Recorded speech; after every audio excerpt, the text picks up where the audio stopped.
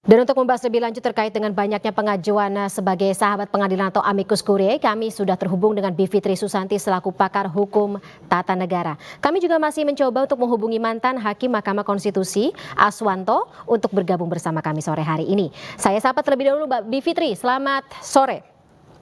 Selamat sore Mbak. Baik, Mbak Bivitri, saya penasaran sih terkait dengan kekuatan dari amicus curiae ini terhadap pertimbangan majelis hakim untuk mengambil putusan nanti. Semakin banyak akan semakin berpengaruhkah?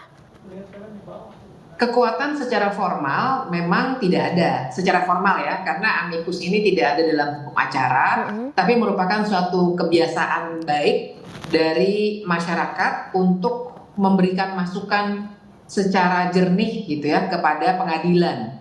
Jadi kekuatan formalnya, maksudnya dia tentu saja akan memberikan amicus itu bukan pihak dalam suatu perkara.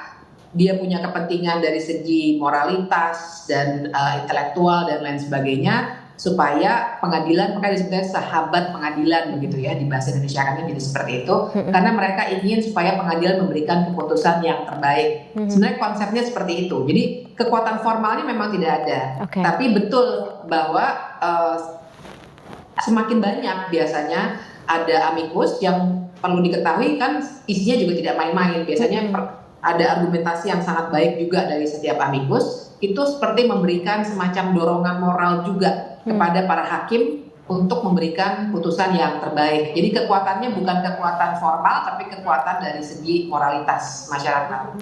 Nah, berarti ketika misalnya amicus curiae ini secara narasi hampir sama, ingin para majelis hakim ini membuat sebuah keputusan atau putusan yang bersifat beneficial gitu untuk kepentingan umum. Jika dianggap nantinya tidak sesuai dengan permintaan atau permohonan dari amicus curiae tersebut, apakah tidak akan membuat sebuah presiden tersendiri, Mbak Bivitri?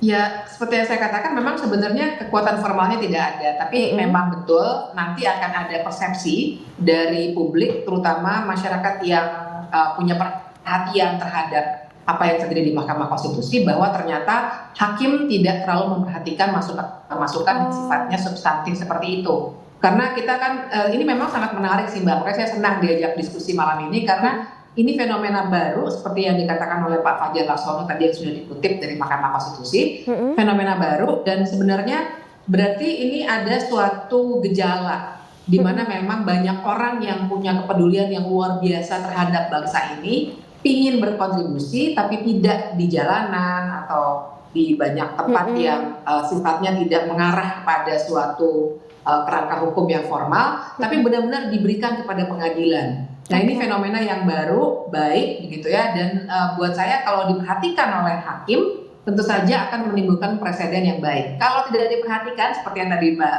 tanyakan, ya tentu saja saya khawatir ke depannya akan ada semakin tinggi skeptisisme terhadap putusan-putusan Mahkamah Konstitusi dan legitimasi Mahkamah Konstitusi terhadap isu-isu politik yang memang jadi isu fokus utama dari Mahkamah Konstitusi. Sebesar itu dampaknya ya Mbak ya, bisa melahirkan sebuah distrust bahkan di tengah masyarakat dan juga pegiat hukum. Ya, karena memang kan Mahkamah Konstitusi ini jadi sorotan utama. Kita juga perlu secara jernih untuk melihat bahwa yang memulai segala kekisruhan ini sebenarnya kan Mahkamah Konstitusi dengan putusan 90 yang meloloskan Gibran sebagai calon wakil presiden ya.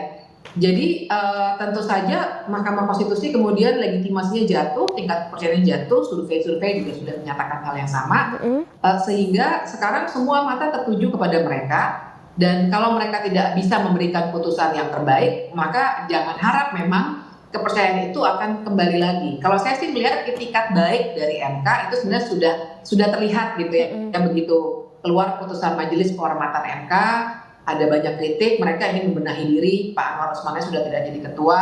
Nah, pembuktian selanjutnya sebenarnya adalah kasus ini justru, karena mereka lah yang memulai segala kekisruhan dengan putusan 90 tadi. Oke.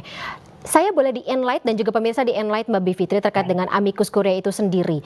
Siapa-siapa saja yang kita bisa bilang pantas ya disebut atau pantas untuk mengajukan diri sebagai amicus curiae, dan juga ketika misalnya jumlahnya kalau dengan sampai dengan saat ini kita kalau saya baca, saya dapat informasinya jumlahnya mencapai sekitar 303 guru besar, akademisi dan juga anggota masyarakat sipil, belum lagi tokoh-tokoh yang bisa dibilang skalanya atau influence-nya ini bersifat nasional.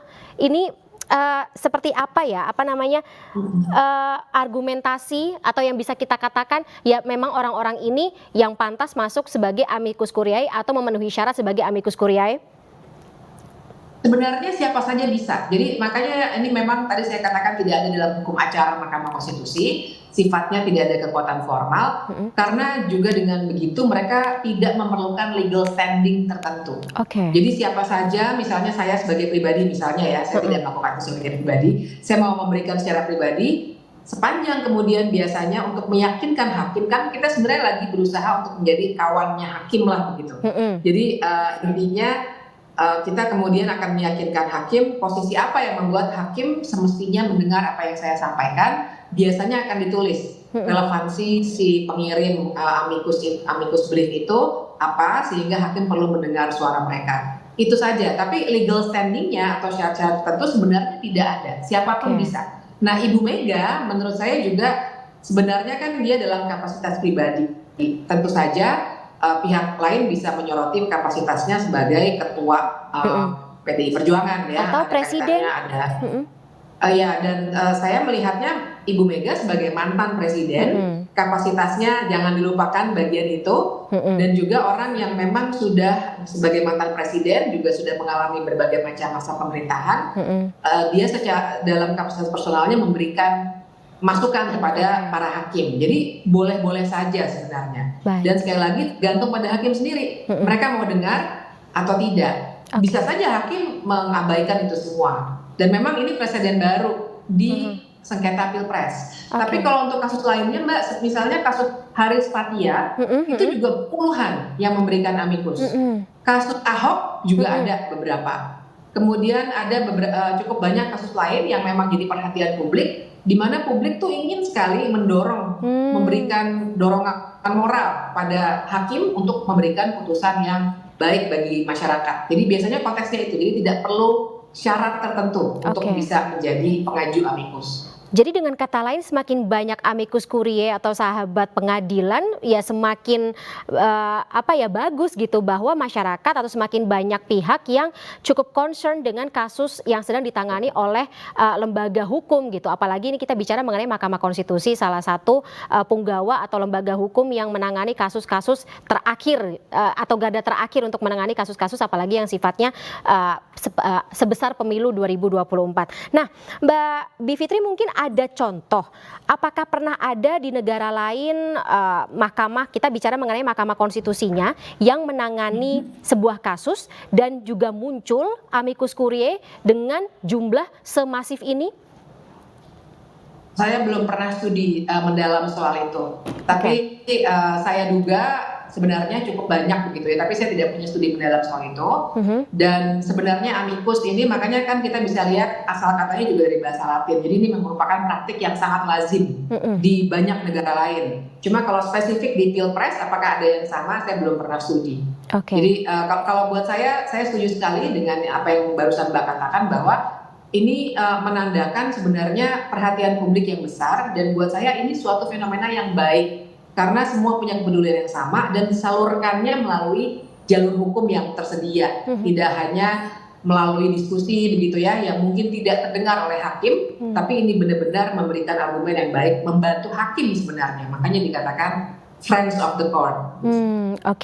Kalau dialog kan biasanya akan ada dua arah ya Mbak Bivitri. Apakah dengan begitu para majelis hakim ini juga bisa mempertimbangkan opsi untuk berdialog atau berdiskusi dengan para amicus curiae terkait dengan pertimbangan yang akan mereka ambil dalam membuat putusan? Nah, biasanya hakim memang tidak boleh bahkan mendiskusikan perkara yang sedang mereka tangani dengan siapapun, terutama dengan para pihak ya. Tapi bahkan kepada publik itu mereka akan melanggar etik kalau mereka mendiskusikannya. Kalau mereka pasif menerima seperti ini, tentu saja sangat diperbolehkan. Makanya ini praktik yang lazim di banyak negara tentu saja ya. tapi mereka bahkan tidak diperbolehkan membahas perkara yang sedang mereka tangani secara etik. Oke, baik. Mungkin saya juga penasaran sih terkait dengan ini menjadi sebuah hal atau fenomena yang cukup menarik dan akan menjadi, saya yakin akan menjadi sebuah studi sendiri, terutama bagi para mahasiswa yang mengambil major hukum tata negara ya, tentunya Mbak Bivitri. Tapi lagi-lagi kita kalau dari perspektif Mbak Bivitri sebagai pakar hukum tata negara, amicus curiae ini muncul pertama kali berangkat dari concern masyarakat tentunya, sehingga mereka bisa menyuarakan hal tersebut kepada majelis hakim.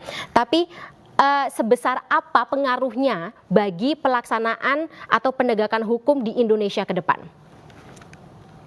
Ya, ke depannya sih saya harap ini jadi saluran yang baik. Karena begini, saya sedikit kasih konteks yang lebih besar. Memang kalau misalnya dalam perkara seperti pengujian undang-undang juga di Mahkamah Konstitusi begitu, itu ada mekanisme tersendiri yang kita bisa mengajukan sebagai pihak terkait secara formal. Sehingga siapapun yang punya concern yang sama, misalnya ya waktu perkara 90 itu yang membuat Gibran bisa maju, pada perkara-perkara awalnya pengajunya adalah sebagian pihak, tapi organisasi masyarakat sipil seperti Perkumpulan untuk Pemilu dan Demokrasi Perludem itu maju sebagai pihak terkait. Nah, kalau untuk sengketa perselisihan hasil pemilihan umum, waktunya kan sangat pendek, cuma 14 hari kerja. Dan mekanisme ada mengajukan diri sebagai pihak terkait juga sama sekali tertutup. Nah, jadi karena itulah sebenarnya ini upaya yang baik atau diberikannya amicus ini jadi seperti jalan keluar untuk banyak orang yang sebenarnya mungkin ingin menjadi pihak terkait karena ingin menyampaikan hal-hal yang mereka ketahui atau mereka ingin memberikan pertimbangan-pertimbangan kepada majelis hakim. Jadi masalah apakah ini akan berpengaruh pada hakim atau tidak, itu sesuatu yang tidak bisa kita ukur sekarang. Karena pun biasanya kalaupun itu mempengaruhi mungkin secara tidak langsung para hakim seperti mungkin di kasus Haris dan Fathia dan kasus lainnya, itu tidak akan terungkap dalam putusan. Jadi putusan biasanya tidak mengacu kepada menurut amicus brief yang disampaikan oleh si X begitu, tidak akan ada tulisan seperti itu. Tapi saya menduga apabila hakimnya punya integritas yang baik dan dia juga punya etikat baik untuk menyelesaikan suatu perkara semaksimal mungkin, dia akan baca tergantung dari siapa yang memberikan, dan itu akan sedikit banyak mempengaruhi pola pikirnya, memberikan masukan dalam membuat putusan.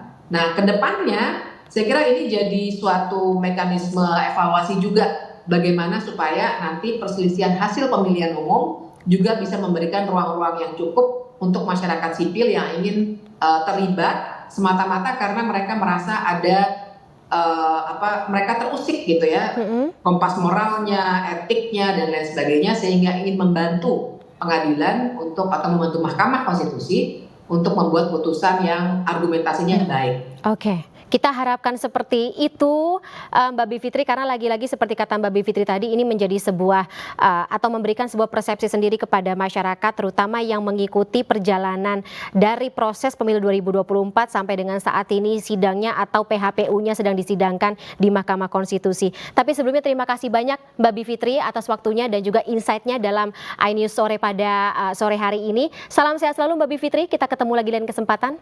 Sampai jumpa.